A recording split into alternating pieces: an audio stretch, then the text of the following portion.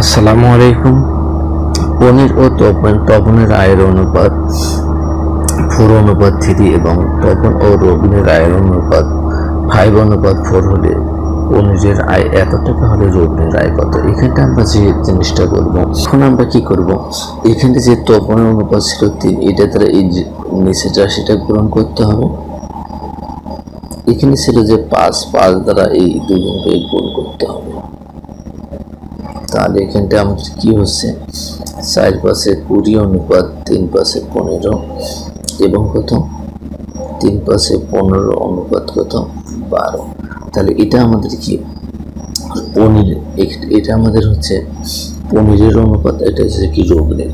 এখন যেহেতু আমাদের রবিনের কত টাকা এটা বের করতে বলছে, তাহলে আমরা এখানে বলবো রবিনের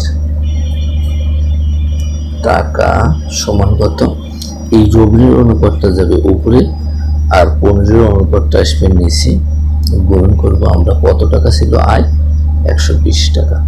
তাহলে এখন আমাদের কি হয়, এই শূন্য আমরা কাটবো, 6 দুগুণে কত 12, তাহলে কত 6 12 কত 72 টাকা আমাদের কয় নঙ্গে আছে, গ নঙ্গে আছে।